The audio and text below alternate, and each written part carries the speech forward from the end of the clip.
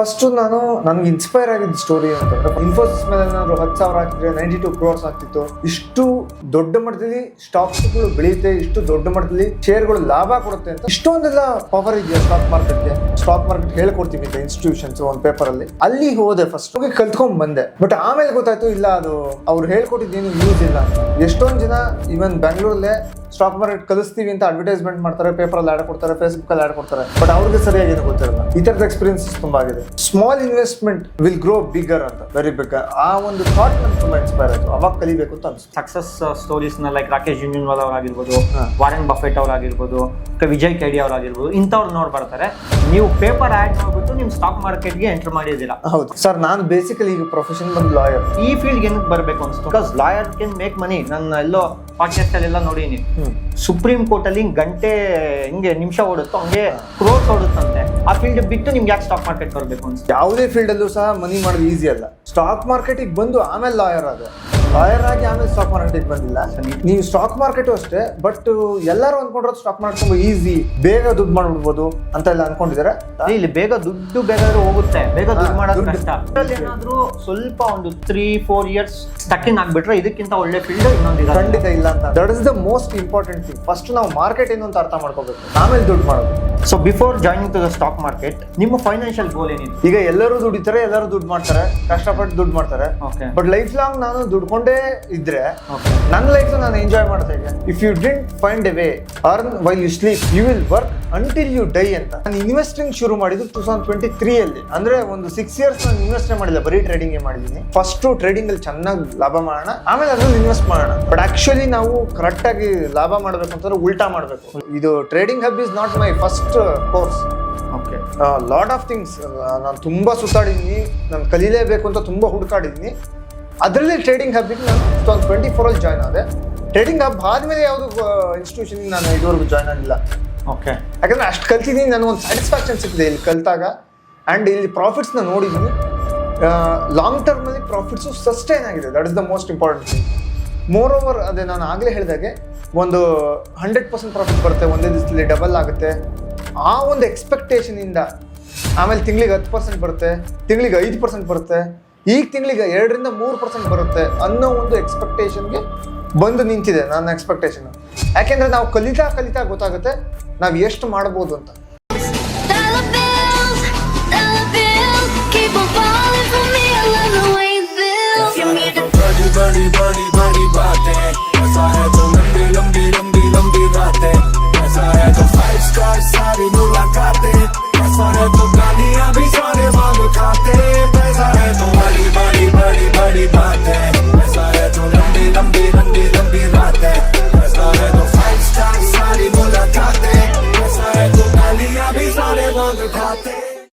Sir ನಮಸ್ಕಾರ, ಮಂತೆ sir. So ತುಂಬ ದಿನಗಳಿಂದ ಟ್ರೈ ಮಾಡ್ತಾ ಇದೀನಿ. ಸೊ ನೀವು ಲಾಯರ್ ಆಗಿರೋದ್ರಿಂದ, ಪ್ರಾಕ್ಟೀಸಿಂಗ್ ಮಾಡ್ತಿರೋದ್ರಿಂದ ಸೊ ಟೈಮ್ ನನಗೂ ಕೊಡೋಕ್ಕಾಗಿಲ್ಲ, ನಾನು ಕ್ಲಾಸ್ ಮಾಡ್ತಾ ಇದ್ದೆ.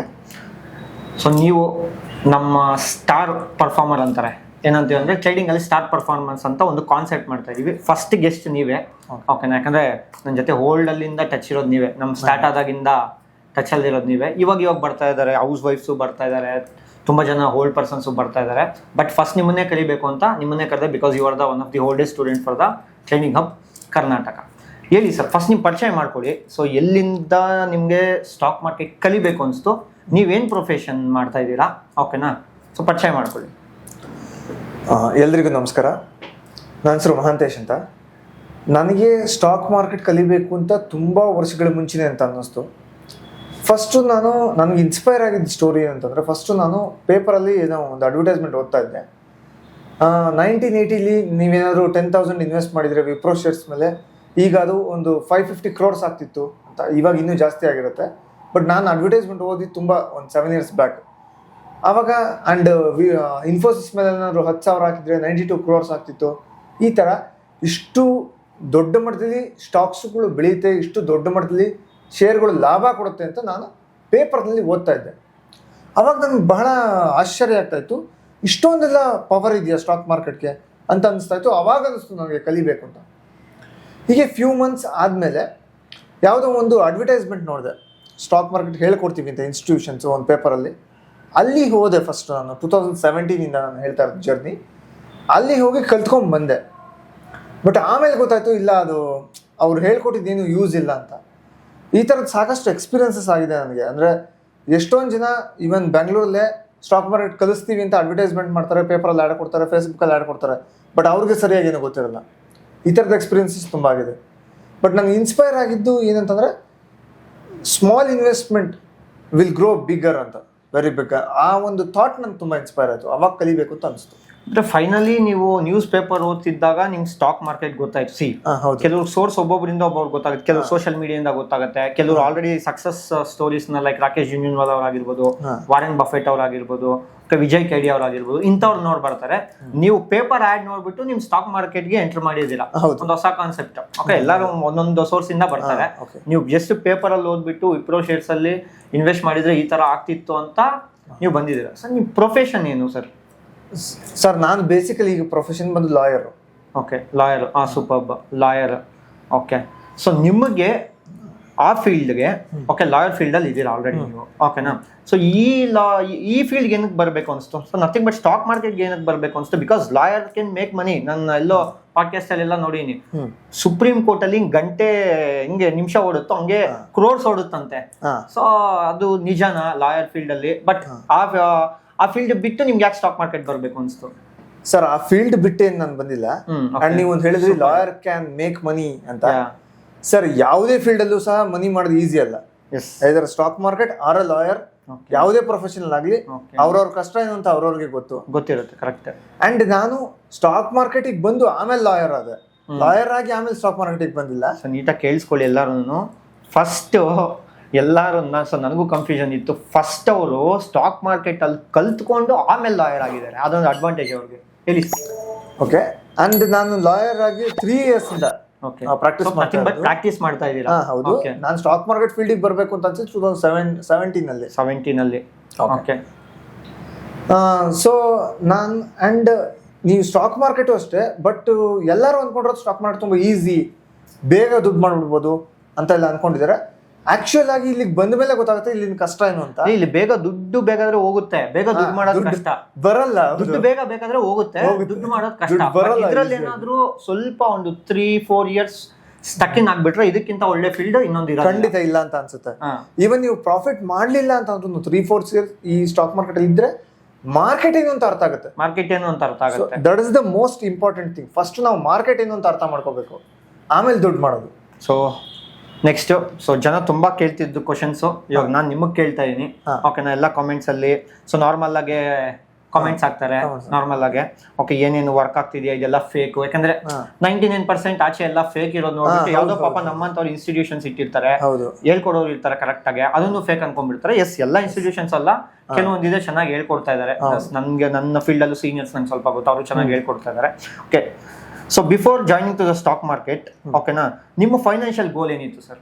ಸರ್ ನನ್ನ ಫೈನಾನ್ಷಿಯಲ್ ಗೋಲ್ ಏನಂದ್ರೆ ಪ್ಯಾಸಿವ್ ಇನ್ಕಮ್ ಸೋರ್ಸ್ ನ ಕ್ರಿಯೇಟ್ ಮಾಡಬೇಕು. ಈಗ ಎಲ್ಲರೂ ದುಡಿತಾರೆ, ಎಲ್ಲರೂ ದುಡ್ಡು ಮಾಡ್ತಾರೆ, ಕಷ್ಟಪಟ್ಟು ದುಡ್ಡು ಮಾಡ್ತಾರೆ. ಬಟ್ ಲೈಫ್ ಲಾಂಗ್ ನಾನು ದುಡ್ಕೊಂಡೇ ಇದ್ರೆ ನನ್ನ ಲೈಫ್ ನಾನು ಎಂಜಾಯ್ ಮಾಡೋದು ಹೇಗೆ? ವಾರನ್ ಬಫೆಟ್ ಒಂದು ಬ್ಯೂಟಿಫುಲ್ ಮಾತು ಹೇಳಿದ್ದಾರೆ, if you didn't find a way earn while you sleep you will work until you die ಅಂತ.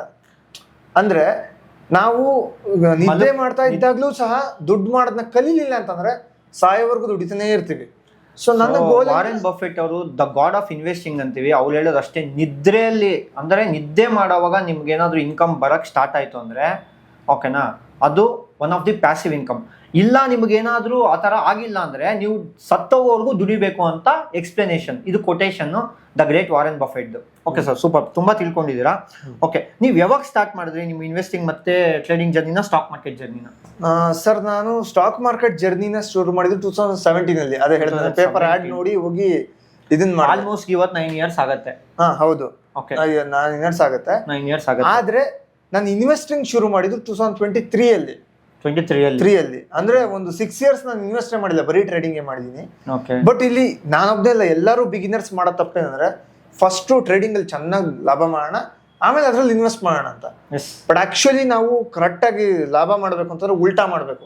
ಫಸ್ಟ್ ನಾವು ಇನ್ವೆಸ್ಟ್ಮೆಂಟ್ ಬಗ್ಗೆ ತಿಳ್ಕೊಂಡು ಇನ್ವೆಸ್ಟ್ ಮಾಡ್ಬೇಕು, ಆಮೇಲೆ ಟ್ರೇಡಿಂಗ್ ಶುರು ಮಾಡ್ಬೇಕು. ಬಿಕಾಸ್ ಟ್ರೇಡಿಂಗ್ ಅನ್ನೋದು ಇಂಡಿಯಾಗೆ ಇಂಟ್ರೊಡ್ಯೂಸ್ ಆಗಿದೆ 1992 ಅಲ್ಲಿ. The great Harshad Mehta scam ಆದ್ಮೇಲೆ ಪೋರ್ಟ್ಫೋಲಿಯೋಸ್ ನ ಹೆಡ್ಜಸ್ ಮಾಡ್ಕೊಬೇಕಾಗಿತ್ತು, ಅದಕ್ಕೆ ಡಿರೈವೇಟಿವ್ಸ್ ಬಂತು. ಎಷ್ಟೋ ಜನಕ್ಕೆ ಗೊತ್ತಿಲ್ಲ, ಫಸ್ಟ್ ಇಂದ 1875 ಅಲ್ಲಿ ನಮ್ BSc ಸ್ಟಾರ್ಟ್ ಆಯ್ತು, ಅಲ್ಲಿಂದ ಇದೆ ಅನ್ಕೊಂಡ್ಬಿಟ್ಟಿದ್ದಾರೆ. ನಮ್ಗೆ ಸ್ಟಾರ್ಟ್ ಆಗಿದ್ದು derivatives, F&O futures and options ಬಂದ್ಬಿಟ್ಟು 1992 ಅಲ್ಲಿ ಬಂದಿದ್ದು. ಆ ಟೈಮ್ಗೆ ಸೆಬಿ ಬಂತು, ನಮ್ಗೆ NSE ಕೂಡ ಬಂದಿದೆ. ಸೊ ಎಷ್ಟೋ ಜನಕ್ಕೆ ಇದು ಇನ್ಫಾರ್ಮೇಶನ್ ಗೊತ್ತಿಲ್ಲ. ಪೋರ್ಟ್ಫೋಲಿಯೋನೇ ಹೆಜ್ ಮಾಡ್ಕೊಳಕ್ಕೆ, ಏನಾದ್ರೂ ಮಾರ್ಕೆಟ್ ಬಿದ್ದೋಗ್ತಿದ್ರೆ ತುಂಬಾ ಜನ ಇನ್ವೆಸ್ಟ್ ಮಾಡಿರ್ತಾರೆ, ಅವಾಗ ಪುಟ್ ಆಪ್ಷನ್ ತಗೊಳೋದು ಇಲ್ಲೋ ಫ್ಯೂಚರ್ ನ ಸೆಲ್ ಮಾಡೋದಕ್ಕೆ ಬಂದಿದ್ದು. ಅಲ್ಲಿಗೂ so some of the will make speculation. ಓಕೆನಾ? ಸೊ ನೆಕ್ಸ್ಟ್ ಬಟ್ ಏನಂದ್ರೆ ಅದೇ ನಾನು ಹೇಳಿದೆ ನಿಮ್ಗೆ ಯಾವ ತರ ಈ ಸ್ಪೆಕ್ಯುಲೇಷನ್ ನಲ್ಲಿ ಸೆಬಿ ಡೇಟಾ ಹೇಳುತ್ತೆ ಏನಂತ. ಆಸ್ ಎ ಲಾಯರ್ ನೀವೆಲ್ಲ ತಿಳ್ಕೊಂಡಿರ್ತೀರಾ ಅನ್ಕೊಂಡಿರ್ತೀನಿ. Data 91% are in loss, 9% are in profit ಅಂತ. ಎಲ್ಲರೂ 91 ಬಗ್ಗೆ ಕಾನ್ಸಂಟ್ರೇಷನ್ ಮಾಡ್ತಾರೆ. ನೀವ್ ಹೆಂಗೆ 9% ಅಲ್ಲಿ ಬರ್ಬೋದು ಅನ್ಕೊಂಡಿದೀರಾ? ಓಕೆನಾ? ಬಿಕಾಸ್ 91% ಲಾಸ್ ಅಲ್ಲಿರೋ ಪೀಪಲ್, 9% ಪ್ರಾಫಿಟ್ ಅಲ್ಲಿರೋ ಜನ. ನೀವ್ ಹೆಂಗ್ 9% ಅಲ್ಲಿ ಬರ್ಬೋದು ಅನ್ಕೊಂಡಿದೀರಾ? ಇಲ್ಲ ಕಾನ್ಸಂಟ್ರೇಷನ್ 91 ಮೇಲೆ ಮಾಡಿದ್ರ ಜನ ಯಾಕೆ ದುಡ್ಡು ಕಳ್ಕೊಂತಾರೆ? 91 ಅಲ್ಲಿ ಯಾಕೆ ಜನ ತುಂಬಾ ಇರ್ತಾರೆ? ಓಕೆ ಸರ್, ಈಗ ನಾನು ಒಂದ್ ಕಾಲದಲ್ಲಿ 91% ಆ ಕೆಟಗರಿಲೇ ಬರ್ತಿದ್ದೆ. ಓಕೆ, ಅಲ್ಲಿಂದ ಇಲ್ಲಿಗೆ ಶಿಫ್ಟ್ ಆಗ್ಬೇಕು, ಅದು challenge. And first we should learn. Okay, we should learn. 91% ಜನ, ಎಷ್ಟೋ ಜನ ಕಲಿಯೋದೇ ಇಲ್ಲ. ಫಸ್ಟ್ ಅದಕ್ಕಿಂತ ಮುಂಚೆ find a good teacher, find a good mentor, find a good institution. That is the most important thing. ಒಳ್ಳೊಳ್ಳೆ ಇನ್ಸ್ಟಿಟ್ಯೂಷನ್ ಇರೋದು ತುಂಬಾ ಕಡಿಮೆ. ಅವ್ರು ಹೇಳ್ತಾ ಇದ್ರು ಟ್ರೇಡಿಂಗ್ ಹಬ್ಬೆ ಅಂತಲ್ಲ, ಒಳ್ಳೆ ಇನ್ಸ್ಟಿಟ್ಯೂಷನ್ ಫೈಂಡ್ ಮಾಡಿ, ಸ್ಟಾಕ್ ಮಾರ್ಕೆಟ್ನ ಕಲ್ತ್ಕೊಂಡೇ ಮಾಡಿ. ಕಲ್ತ್ಕೊಂಡಿಲ್ಲ ಅಂದ್ರೆ ದುಡ್ಡು ಹೆಂಗ್ ಹೊಲ್ಟೋಗುತ್ತೆ ಅಂದ್ರೆ ಕಣ್ಮುಚ್ಚು ಕಂಟೆಗೆ ಎಷ್ಟೊತ್ತಲ್ಲಿ ದುಡ್ಡು ಆರಾಮಾಗಿ ಹೊಲ್ಟೋಗುತ್ತೆ. ಓಕೆನಾ? ನೀವು ದುಡ್ಡು ಹೇಳ್ತಾರಲ್ಲ ಕೆಲವರು ಅಕಾಡೆಮೀಸ್, ಹಿಂಗಾಗ್ಬಿಟ್ರೆ ಹಿಂಗ್ ಬರುತ್ತೆ ಅಂತ, ಹಿಂಗಾಗ್ಬಿಟ್ರೆ ಹಂಗೆ ಹೋಗುತ್ತೆ ಆರಾಮಾಗೆ.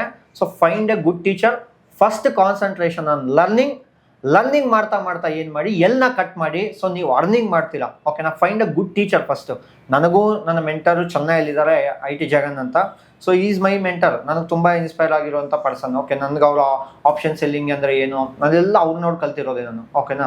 So okay sir, so find a good mentor ಅಂತ ನೀವು ಹೇಳಿದ್ದೀರಾ. ಹೌದು. ಸೊ ಹಲವಾರು ಅಕಾಡೆಮೀಸ್ ಇರುತ್ತೆ, ಹಲವಾರು ಈ ಸೋಷಿಯಲ್ ಮೀಡಿಯಾ ಫೇಮಸ್ ಆದಾಗಿಂದ ಹಲವಾರು ಆನ್ಲೈನ್ ಕೋಚಸ್ ಬಂದಿದೆ, ಅಕಾಡೆಮೀಸ್ ಬಂದಿದೆ.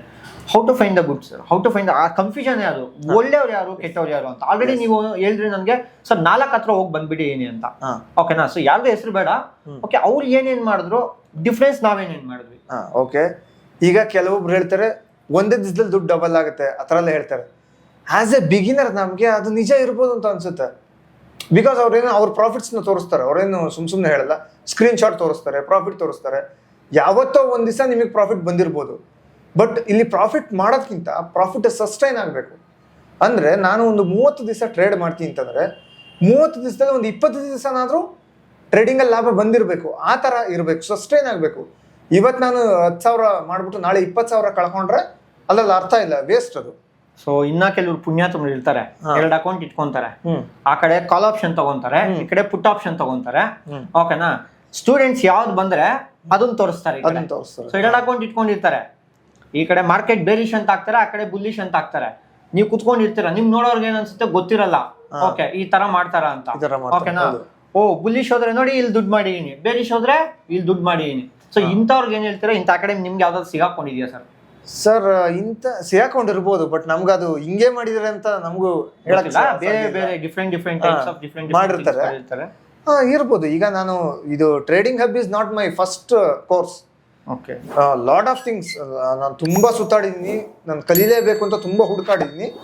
ಅದರಲ್ಲಿ ಟ್ರೇಡಿಂಗ್ ಹಬ್ಬಿಗೆ ನಾನು 2024 ಅಲ್ಲಿ ಜಾಯ್ನ್ ಆದೆ. ಟ್ರೇಡಿಂಗ್ ಹಬ್ ಆದ್ಮೇಲೆ ಯಾವುದು ಇನ್ಸ್ಟಿಟ್ಯೂಷನ್ ನಾನು ಇದುವರೆಗೂ ಜಾಯ್ನ್ ಆಗಿಲ್ಲ. ಓಕೆ, ಯಾಕಂದ್ರೆ ಅಷ್ಟು ಕಲ್ತಿದ್ದೀನಿ, ನನಗೊಂದು ಸ್ಯಾಟಿಸ್ಫ್ಯಾಕ್ಷನ್ ಸಿಕ್ಕಿದೆ ಇಲ್ಲಿ ಕಲ್ತಾಗ. ಆ್ಯಂಡ್ ಇಲ್ಲಿ ಪ್ರಾಫಿಟ್ಸ್ನ ನೋಡಿದ್ದೀನಿ. ಲಾಂಗ್ ಟರ್ಮಲ್ಲಿ ಪ್ರಾಫಿಟ್ಸು ಸಸ್ಟೈನ್ ಆಗಿದೆ. That is the most important thing. So sustain ಆಗೋದು ಇಂಪಾರ್ಟೆಂಟು. ಆವಾಗಲೇ ನಾನು ಹೇಳ್ದಂಗೆ. ಸೊ ಫಸ್ಟ್ ಕಲಿಬೇಕು, ಪ್ರಾಫಿಟ್ ಮಾಡಬೇಕು, ಪ್ರಾಫಿಟ್ ಸಸ್ಟೈನ್ ಆಗಬೇಕು. ಆ್ಯಂಡ್ ಮೋರ್ ಓವರ್, ಅದೇ ನಾನು ಆಗಲೇ ಹೇಳಿದಾಗೆ, ಒಂದು 100% ಪ್ರಾಫಿಟ್ ಬರುತ್ತೆ, ಒಂದೇ ದಿವಸದಲ್ಲಿ ಡಬಲ್ ಆಗುತ್ತೆ.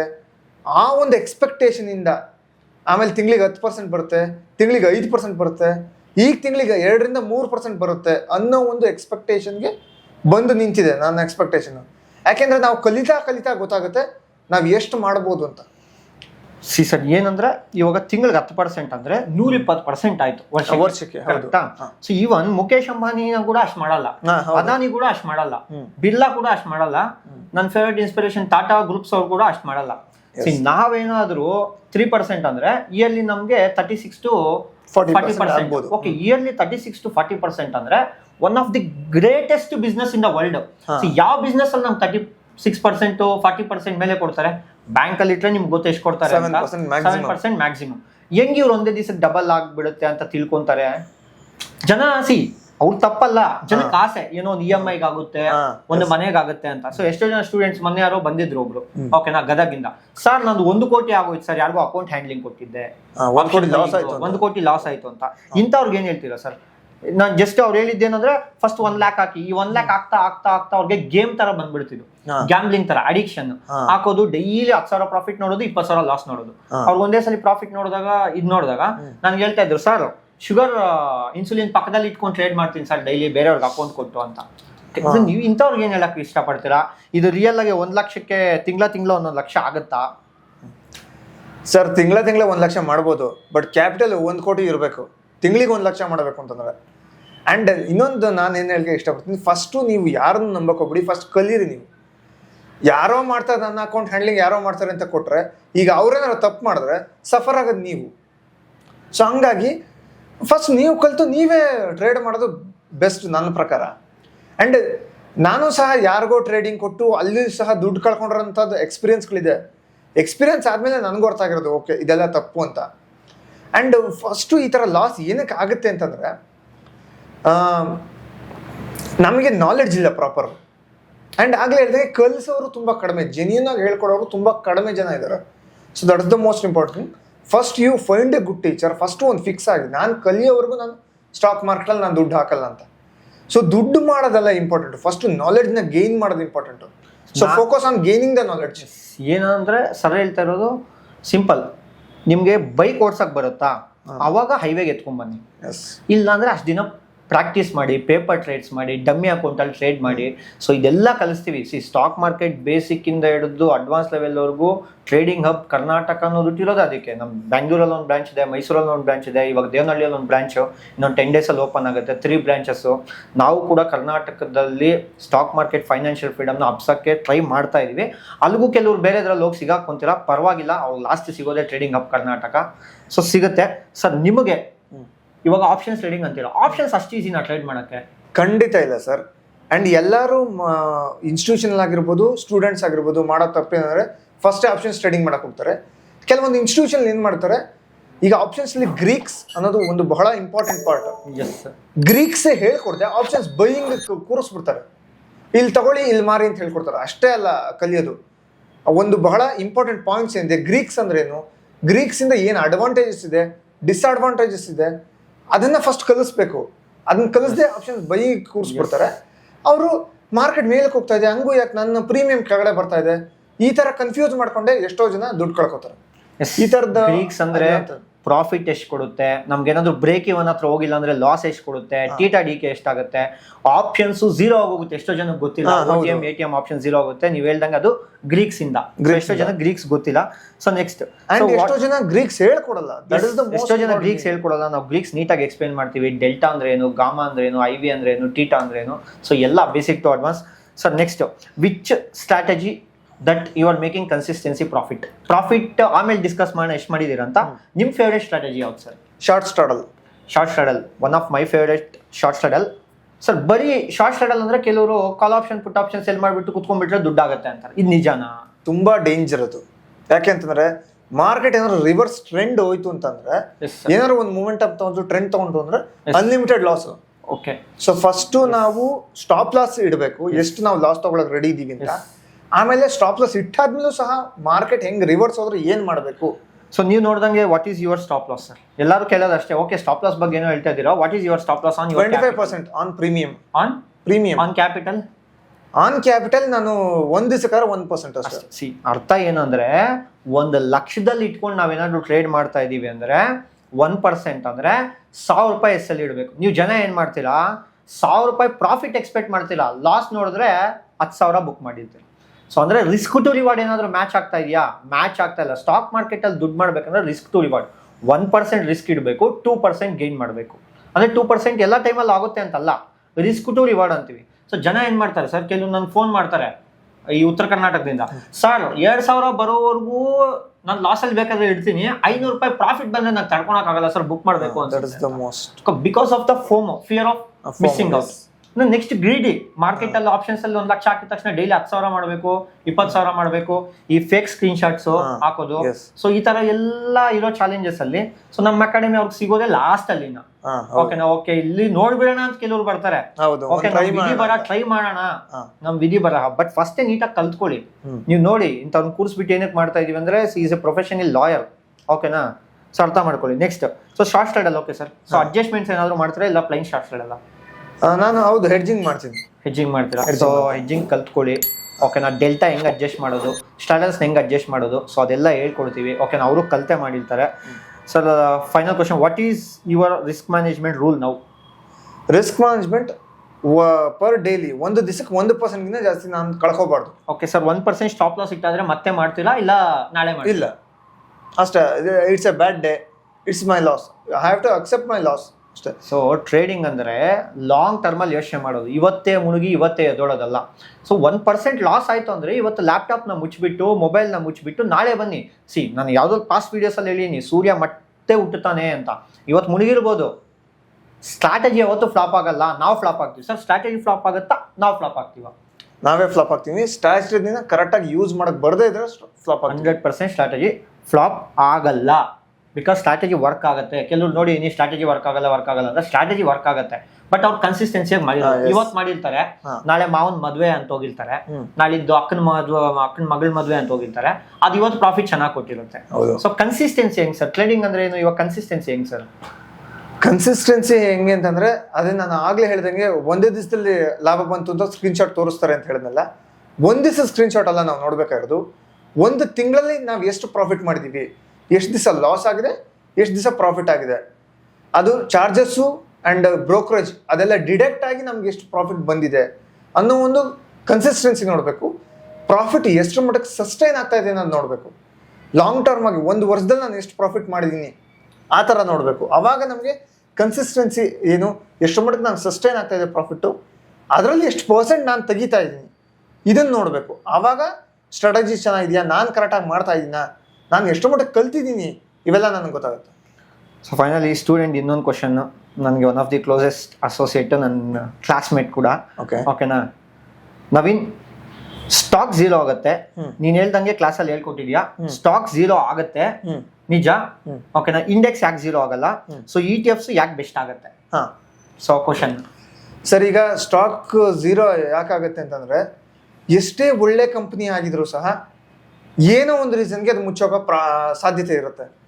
ಈಗ ನಾವು ಬೆಸ್ಟ್ ಎಕ್ಸಾಂಪಲ್ ನಾವು ಈಗ ಅನಿಲ್ ಅಂಬಾನಿ ಅವ್ರು ತಗೋಬಹುದು, ಐಡಿಯಾ ವೋಡಾಫೋನ್ ತಗೋಬಹುದು, ಎಸ್ ಬ್ಯಾಂಕ್ ತಗೋಬಹುದು. ಇನ್ನೊಂದು ಅಟ್ಲಾಸ್ ಸೈಕಲ್ ಅಂತ ಬರ್ತಿತ್ತು, ಗೊತ್ತು. 50 ವರ್ಷ ಸಕ್ಸಸ್ಫುಲಿ ರನ್ ಆಗಿರುವಂತ ಕಂಪನಿ ಅದು. ಮುಚ್ಚೋಯ್ತು. ಏನಕ್ಕೆ ಮುಚ್ಚೋಯ್ತು? ಫ್ಯಾಮಿಲಿಯಲ್ಲಿ ಏನೋ ಬಿಕ್ಕಟ್ಟಿನಿಂದ ಏನೋ ಮುಚ್ಚೋಯ್ತು. ಅದು ಅಲ್ಲಿ ಏನಾಗುತ್ತೆ, ಕಂಪ್ನಿಲಿ ಏನಾಗುತ್ತೆ ಅಂತ ಇಲ್ಲಿ ಕೂತ್ಕೊಂಡು ಇನ್ವೆಸ್ಟ್ ಮಾಡಿ ಇನ್ವೆಸ್ಟರ್ಗೆ ಗೊತ್ತಾಗಲ್ಲ. ಸೊ ನಾವು ETF ಅಲ್ಲಾದರೆ ಯಾವ ಒಂದು ETF ಯಾವ ಒಂದು ಸ್ಟಾಕು ಅಂಡರ್ ಪರ್ಫಾರ್ಮ್ ಮಾಡ್ತಾ ಇದೆ ಅಂತ ಗೊತ್ತಾಗಿದ ತಕ್ಷಣ ಆ ಗ್ರೂಪಿಂದ ಅದನ್ನ ರಿಮೂವ್ ಮಾಡ್ತಾರೆ, ನಮ್ಮ ದುಡ್ಡು ತೆಗೆದು ಬೇರೆ ಇದಕ್ಕೆ ಹಾಕ್ತಾರೆ. ಸೊ ಹಂಗಾಗಿ ಇಂಡಿಯಾದಲ್ಲಿರೋ ಎಲ್ಲಾ ಕಂಪ್ನಿಗಳು ಮುಚ್ಚೋಗುತ್ತಾ? ಇಂಡಿಯಾದಲ್ಲಿರೋ ಎಲ್ಲಾ ಕಂಪನಿಗಳು ಮುಚ್ಚೋಲ್ಲ, ಓಕೆನಾ. ಸಾಧ್ಯತೆನೇ ಇಲ್ಲ. ಸೊ ಹಂಗಾಗಿ ಬನ್ನಿ ಇದೆಲ್ಲ ನೀಟಾಗಿ ಕಲ್ತ್ಕೊಂಡು 0 ಲಾಸ್ ಇನ್ವೆಸ್ಟ್ಮೆಂಟ್ಸ್ ಅಂತೀವಿ ಅಂದ್ರೆ ETF ಅಲ್ಲಿ ಲಾಸ್ ಆಗಲ್ಲ. ಹಂಗನ್ಬಿಟ್ಟು ಡ್ರಾ ಡೌನ್ ಬರಲ್ಲ ಅಂತಲ್ಲ, ಡ್ರಾ ಡೌನ್ ಬರುತ್ತೆ, ಬಟ್ ಖಂಡಿತ ಲಾಸ್ ಬರಲ್ಲ ಲಾಂಗ್ ಟರ್ಮ್ ಅಲ್ಲಿ. ಆ ಡ್ರಾ ಡೌನ್ ನಾವು ತಡ್ಕೊಂಡ್ರೆ, ಸಸ್ಟೈನ್ ಮಾಡ್ಕೊಂಡ್ರೆ ನಾವು ಖಂಡಿತ ಪ್ರಾಫಿಟ್ ಮಾಡ್ತೀವಿ. So finally sir, what is the message do you want to give to the new investors come new traders? Okay, first find a good institution, find a good teacher, learn and invest and trade. ಅಂದರೆ ಇದು ಒಂದು ದಿವಸದಲ್ಲಿ ಅರ್ಥ ಆಗಲ್ಲ. ಅಂದರೆ ನೀವು ಯಾವುದೇ ಒಂದು ಪ್ರೊಫೆಷನ್ ಆಗಲಿ ಒಂದು ದಿವಸದಲ್ಲಿ ನಿಮಗೆ ಗ್ರಿಪ್ ಸಿಗಲ್ಲ. ಲಾಯರ್ ಆಗಿರಲಿ, ಇಂಜಿನಿಯರ್ ಆಗಲಿ, ಯಾರೇ ಆಗಲಿ ಒಂದೇ ದಿವಸದಲ್ಲಿ ಸಕ್ಸಸ್ ನೋಡೋಕ್ಕೆ ಸಾಧ್ಯನೇ ಇಲ್ಲ. So have patience. ಲಾಂಗ್ ಟರ್ಮಲ್ಲಿ ನೀವು ಪೇಷನ್ಸ್ ಇದ್ದರೆ ಮಾತ್ರ ನೀವು ಸಸ್ಟೈನ್ ಆಗ್ತೀರಾ. ಬಟ್ ಒಂದು ಅಡ್ವಾಂಟೇಜ್ ಅಂದರೆ ಸ್ಟಾಕ್ ಮಾರ್ಕೆಟಲ್ಲಿ ನೀವು ಹೊರಗಡೆ ಹೋಗಿ ಬಿಸಿಲಲ್ಲಿ ಕೂತ್ಕೊಂಡು ತುಂಬ ಕಷ್ಟಪಟ್ಕೊಂಡು ಕೆಲಸ ಮಾಡೋಂಥದ್ದಿಲ್ಲ. ನಾವು ಮನೇಲೇ ಕೂತ್ಕೊಂಡು ಎಲ್ಲಿ ಬೇಕಾದ್ರೂ ಮಾಡ್ಬೋದು. That is one advantage. ಆ ವಿಚಾರದಲ್ಲಿ ಇದನ್ನ ಈಸಿ ಅಂತ ಹೇಳ್ಬೋದೇ ಹೊರತು ಎಷ್ಟು ಇದರಲ್ಲೂ ಸಹ ಸ್ಟ್ರೆಸ್ ಇದೆ, ಡ್ರಾಬ್ಯಾಕ್ಸ್ ಇದೆ. ನಾವು ಅಂದ್ಕೊಂಡು ಫೇಲ್ಯೂರ್ಸ್ ಇದೆ, ಅದನ್ನೆಲ್ಲ ನೀವು ಸಸ್ಟೈನ್ ಮಾಡಿ ಪೇಷನ್ಸಿಂದ ಇಲ್ಲ ನಾನು ಇದನ್ನು ಮಾಡ್ತೀನಿ, ನನಗೆ ನಂಬಿಕೆ ಇದೆ ಅಂತ ಮುಂದುವರೆದ್ರೆ ಮಾತ್ರ ಇದರಲ್ಲಿ ನೀವು ಒಳ್ಳೆ ಫಲನ ನೋಡಬಹುದು. ಸರ್ ಫೈನಲಿ ಇಷ್ಟೆಲ್ಲ ಮಾತಾಡಿದ್ದೀವಿ, ಇವಾಗ ನೀವೆಷ್ಟು ಮಾಡಿದ್ದೀರಾ ಅಂತ ಕೇಳ್ತಾರೆ ಜನ. ಓಕೆನಾ? ಸಿ, ಓವರ್ ಆಲ್ ನೀವು ಡಿಸೆಂಬರಿಂದ 2,10,000 ದುಡ್ಡು ಮಾಡಿದ್ದೀರಾ ಹತ್ತತ್ರ. ಓಕೆ, 400 ರುಪೀಸ್ ಕಮ್ಮಿ. ಸೊ ಡಿಸೆಂಬರಲ್ಲಿ 81,000 ದುಡ್ಡು ಮಾಡಿದ್ದೀರಾ. ಹೌದು. ಜನವರಿಯಲ್ಲಿ 16,000 ಲಾಸ್ ಇದೆ. ಎಸ್. ಅಗೇನ್ ಸೊ ಫೆಬ್ರವರಿಯಲ್ಲಿ 66,000 ಪ್ರಾಫಿಟ್ ಮಾಡಿದ್ದೀರಾ. ಎಸ್. ಓಕೆನಾ? ಸೊ ಮಾರ್ಚಲ್ಲಿ 29,000 ದುಡ್ಡು ಮಾಡಿದ್ದೀರಾ. ಎಸ್. ಓಕೆ, ಸೊ ನಿಮಗೇನು ಅನಿಸುತ್ತಾರೆ? ಓವರ್ ಆಲ್ 2,10,000 ದುಡ್ಡು ಮಾಡಿದ್ದೀರಾ. ಓಕೆ, ನೀವು ಬೈಯಿಂಗ್ ಅಲ್ಲಿ ದುಡ್ಡು ಮಾಡಿದ್ದೀರಾ, ಸೆಲ್ಲಿಂಗ್ ಅಲ್ಲಿ ದುಡ್ಡು ಮಾಡಿದ್ದೀರಾ? ಸೆಲ್ಲಿಂಗ್ ಅಲ್ಲ. So pure selling. Yes, so pure you selling. Have use the short straddle, Yes. You have use the hedging and you have Yes. Use the. ಓಕೆನಾ ಸರ್? ನಿಮಗೆ ಸೊ ಫೈನಲ್ ಕ್ವಶನ್ ಏನಂದ್ರೆ, ಇದಕ್ಕೆ use ಮಾಡಿರೋಂಥ capital 20 lakhs. 20 lakhs. lakhs. So 20 lakhs ಅಂದ್ರೆ almost 2 lakhs ಅಂದ್ರೆ 10% ಆಯ್ತು. ಹೌದು. So you made almost 2.5% returns in a month. Yes. In a month. Yes. Okay sir, April month ಯಾಕೆ ಮಾಡಿಲ್ಲ ನೀವು? ಏಪ್ರಿಲ್ ಮಂತು ಸಿಕ್ಕಾಪಟ್ಟೆ ವಾಲಟಿಲಿಟಿ ಇತ್ತು. ಆಮೇಲೆ ನೀವೇ ನೋಡ್ತಿರ್ಬೋದು ಎಷ್ಟು ಅಸರ್ಟೈನ್ ಆಗಿದೆ ಮಾರ್ಕೆಟ್. ಅಂದ್ರೆ ಯಾವುದೋ ನ್ಯೂಸ್ ಬಂದ್ರೆ ಸಡನ್ ಆಗಿ ಗ್ಯಾಪ್ ಅಪ್ ತಗೊಳ್ಳೋದು, ಯಾವುದೋ ನ್ಯೂಸ್ ಬಂದ್ರೆ ಸಡನ್ ಆಗಿ ಗ್ಯಾಪ್ ಡೌನ್ ಆಗೋದು. ಸೊ ಇಲ್ಲಿ ಮಾಡೋದು ತುಂಬಾ ರಿಸ್ಕಿ ಅಂತ ಅನಿಸ್ತು. So every day is not a trading day ಅಂತ ಹೇಳ್ತಾರೆ.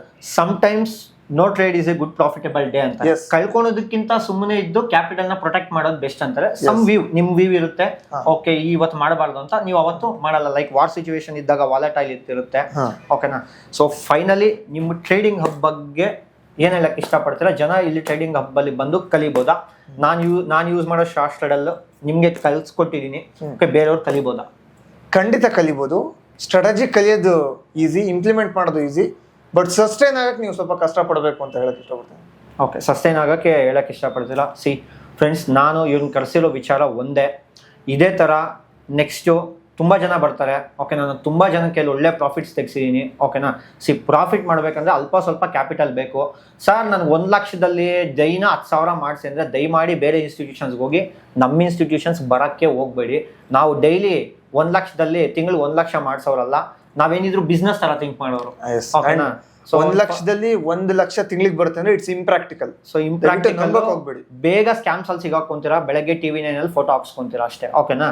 ಸೊ ಯಾರಾದರೂ ನಿಮ್ಮ ಫ್ರೆಂಡು ಸರ್ 1 ಲಕ್ಷದಲ್ಲಿ ನಾನೇನಾದರೂ ದಿನಕ್ಕೆ 10,000 ಮಾಡ್ತಾ ಇದೀನಿ ಅಂದರೆ, ಸೊ ಗುಡ್ ಬೈ ಮಗ ಅಂತ ಹೇಳ್ಬಿಟ್ಟು ಬನ್ನಿ. ಯಾಕಂದರೆ ಮತ್ತೆ ಕಾಣಿಸ್ದಿಲ್ಲ ಆಗ್ಬೋದು ನಿಮಗೆ ಅವರು.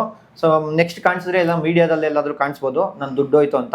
ಮೊನ್ನೆ ಯಾರೋ ನೋಡ್ತಾ ಇದ್ದೆ, ಮನಿ ಡಬಲಿಂಗ್ ಸ್ಕೀಮ್ ಅಂತ 200 ದಿವಸದಲ್ಲಿ ಡಬಲಿಂಗ್ ಮಾಡ್ಕೊಡ್ತೀನಿ ಅಂತ ಬೆಳಗ್ಗೆ TV 9 ಬಂದಿದ್ರು. ಓಕೆನಾ? ಸೊ ಯಾರಾದರೂ ನಿಮ್ಮ ಫ್ರೆಂಡು ನಾನು ಅಷ್ಟರಲ್ಲಿ 10,000ದಲ್ಲಿ ಡೈಲಿ 2,000 ಮಾಡ್ತೀನಿ, 3,000 ಮಾಡ್ತೀನಿ ಅಂದರೆ, ಓಕೆನಾ? ಸೊ ಅವ್ನಿಗೆ ಆಲ್ರೆಡಿ ಟಾಟಾ ಬಾಯ್ ಬಾಯ್ ಅಂತ ಹೇಳ್ಬಿಟ್ಟು ಬಂದಿರಿ, ಒಂದು 3 ತಿಂಗಳು ಕಾಣಿಸ್ದಿರ ಆಗ್ಬೋದು. ಸೊ ನಿಮಗೆ ತಮಾಷೆ ಅನ್ಸ್ಬೋದು, ಬಟ್ ಇದು ಪ್ರಾಕ್ಟಿಕಲ್ಲು. ಸೊ ಸರ್ವ್ ಮಾಡಿರೋದು 2.5 to 3% ದುಡ್ಡು ಮಂತ್ಲಿ. ಓಕೆನಾ? ಕನ್ಸಿಸ್ಟೆನ್ಸಿಯಾಗಿ ಮಾಡೋರೆ. ಸೊ ಇದೇ ಥರ ಕನ್ಸಿಸ್ಟೆನ್ಸಿಯಾಗಿಲ್ಲಿ ನೀವು ಸ್ಟಾಕ್ ಮಾರ್ಕೆಟ್ ಏನಾದರೂ ಕಲಿಬೇಕು ಅಂತಂದರೆ, so welcome to the trading hub. 2 branch ಇದೆ ಇವಾಗ ಸದ್ಯಕ್ಕೆ. ಬೆಂಗಳೂರಲ್ಲಿ ಒಂದು ಬ್ರಾಂಚು, ಮೈಸೂರಲ್ಲಿ ಒಂದು ಬ್ರಾಂಚು. ಓಕೆನಾ? ಸೊ ನೀಟಾಗಿ ನಾನೇ ಬಂದು ಕ್ಲಾಸ್ ಮಾಡ್ತೀನಿ 2 ಕಡೆ. ಸೊ ಬೇರೆಯವ್ರ ಥರ ಇದನ್ನ ಸೊ ಅವರೇ ಅರ್ಧಂಬರ್ಧ ಕಲ್ತಿರ್ತಾರೆ, ಅವ್ರನ್ನ ಟೀಚಿಂಗ್ ಮಾಡೋಕೆ ನಾನು ಬಿಡಲ್ಲ. ಸೊ ನಾನೇ ಬರ್ತೀನಿ ಖುದ್ದಾಗಿ, ಸೀಟ್ಸು ಫಿಲ್ ಆಗಿದ ತಕ್ಷಣ ನಾನೇ ಬಂದು ಟೀಚ್ ಮಾಡಿರ್ತೀನಿ ಯಾವ ಥರ ಮಾರ್ಕೆಟ್ ವರ್ಕ್ ಆಗುತ್ತೆ, ಯಾವ ಥರ ಸ್ಟ್ರಕ್ಚರ್ ವರ್ಕ್ ಆಗುತ್ತೆ. ಸೊ ನಾನು NSM ಸರ್ಟಿಫೈಡು. ಓಕೆನಾ? ಸೊ ಎಲ್ಲರೂ NSM ಬರೀಬೋದು, ಏನು ಪರವಾಗಿಲ್ಲ. ಇಲ್ಲಿ ಸ್ಕ್ರೋಲ್ ಆಗ್ತಿರೋ ನಂಬರ್ಗೆ ಕಾಲ್ ಮಾಡಿ ಸ್ಟಾಕ್ ಮಾರ್ಕೆಟ್ನ ಏನಾದರೂ ಕಲಿಬೇಕಂತಿದ್ರೆ ಬನ್ನಿ. ಸೊ ಸರ್ ನಾನು ಬಿಗಿನರ್ ಅಂದಿದ್ರೆ, ನಾವು ನಿಮ್ಮ ಬಿಗಿನರ್ಸ್ಗೋಸ್ಕರ ಗುರುವಾರ ಫ್ರೀಯಾಗಿ ಮಾಡ್ತಾ ಇದೀವಿ ಕ್ಲಾಸಸ್ಸು. ಓಕೆನಾ? ಸಬ್ಸ್ಕ್ರೈಬ್ ಮಾಡ್ಕೊಳ್ಳಿ. ಓಕೆನಾ? ಇನ್ಫಾರ್ಮೇಷನ್ ಬರುತ್ತೆ. ಫ್ರೀಯಾಗಿ ಸ್ಲಾಟ್ನ ಬುಕ್ ಮಾಡಿಕೊಂಡು ಬನ್ನಿ, ಕಲ್ತ್ಕೊಳ್ಳಿ. ಸೊ ನಾನೇನು ಹೇಳಿದ್ರೆ ಫ್ರೀಯಾಗಿ ನಿಮ್ಗೆ ಹೇಳ್ಕೊಡ್ತೀವಿ ಮಾರ್ಕೆಟಿಂಗ್ ಹಿಂಗೆ ಅಂತ. 1ನೇ ಕ್ಲಾಸಿಂದ 10ನೇ ಕ್ಲಾಸ್ವರೆಗೂ. 11ನೇ ಕ್ಲಾಸ್ ಮೇಲೆ ದುಡ್ಡು ಕಟ್ಟಿ ನಿಮ್ಗೆ ಇಷ್ಟ ಆದರೆ, ಇಲ್ಲಾಂದರೆ ಪರವಾಗಿಲ್ಲ, ಫ್ರೀಯಾಗೆ ನೀವು ಸ್ಟಾಕ್ ಮಾರ್ಕೆಟ್ನ ಅರ್ಥ ಮಾಡಿಕೊಂಡು ಹೋಗಿ ಅಂತ ಎಲ್ಲರಿಗೂ ಹೇಳೋಕ್ಕೆ ಇಷ್ಟಪಡ್ತೀನಿ. ಸೊ ತುಂಬ ಥ್ಯಾಂಕ್ಸ್ ಸರ್ ಬಂದಿದ್ದಕ್ಕೆ. Okay sir. ಸೊ ನಿಮ್ಮ ಜರ್ನಿ ಇಲ್ಲಿಂದ ಕಂಟಿನ್ಯೂ ಆಗಲಿ. ನೀವು ಇದೇ ಥರ ಯಾರಿಗಾದ್ರೂ ಗೈಡ್ ಮಾಡಿ. ಸ್ಟಾಕ್ ಮಾರ್ಕೆಟಲ್ಲಿ ಡಬಲಿಂಗ್ ಆಗುತ್ತೆ, ನಥಿಂಗ್ ಬಟ್ ಗ್ಯಾಮ್ಲಿಂಗ್ ಮಾಡೋಕ್ಕೆ ಹಿಡಿದ್ಬಿಡ್ತಾರೆ, ಗ್ಯಾಮ್ಲಿಂಗ್ ಮಾಡೋದು ಬೇಡ ಅಂತ. ಸೊ ಈ ಸ್ಟಾಕ್ ಮಾರ್ಕೆಟ್ ನಾಲೆಜ್ನ, ನಿಮಗಿರೋ ನಾಲೆಜ್ನ ಬೇರೆಯವ್ರಿಗೆ ಶೇರ್ ಮಾಡಿ ಹಬ್ಸಿ. ಕರ್ನಾಟಕದಲ್ಲಿ ನನಗೆ ಒಂದೇ ಒಂದು ಆಸೆ ಏನಂದರೆ, ರೈತರು ಕಲಿಬೇಕು, ಹೌಸ್ ವೈಫ್ಸ್ ಕಲಿಬೇಕು, ಮನೆಗೂ ಸ್ಟಾಕ್ ಮಾರ್ಕೆಟನ್ನು ಮುಟ್ಟಬೇಕು. ಬಿಕಾಸ್ US ಅಲ್ಲಿ ಆಲ್ರೆಡಿ 61% ಇದ್ದಾರೆ. ನಮ್ಮ ಇಂಡಿಯಾದಲ್ಲಿ ಮೋರ್ ದೆನ್ 5% ಇಲ್ಲ ಆಕ್ಟಿವ್ ಇನ್ವೆಸ್ಟರ್ಸ್. ಅಲ್ಲಿ 61 ಮುದುಕರು ಅಂದರೆ ರಿಟೈರ್ಡ್ ಪರ್ಸನ್ಸ್ ಒಬ್ಬರು ಬಿಟ್ಟು ಕೆಲಸ ಮಾಡೋ ಪ್ರತಿಯೊಬ್ಬನು ಇನ್ವೆಸ್ಟ್ ಮಾಡ್ತಾನೆ. ಓಕೆನಾ, US ಅಲ್ಲಿ ಅದಕ್ಕೆ ಅವ್ರು 61% ಇದ್ದಾರೆ. ನಮ್ದು ಫೈನಾನ್ಷಿಯಲ್ ಲಿಟ್ರಸಿ ಬರಬೇಕು, ಮಿಡಿಲ್ ಕ್ಲಾಸ್ ಇಂದ ಆಚೆ ಬರಬೇಕು ಅಂತ ಹೇಳ್ತಾ, ನೀವು ಟ್ರೇಡಿಂಗ್ ಆದ್ರೂ ಮಾಡಿ, ಇನ್ವೆಸ್ಟ್ಮೆಂಟ್ ಆದ್ರೂ ಮಾಡಿ, ಸ್ಟಾಕ್ ಮಾರ್ಕೆಟಲ್ಲಿ ಕಲ್ತ್ಕೊಂಡು ಮಾಡಿ ಅಂತ ಹೇಳ್ತಾ, ಸೊ ಈ ಮಾತನ್ನು ಮುಗಿಸ್ತಾ ಇದೀನಿ. Jai Hind, Jai Karnadu. Thank you every one.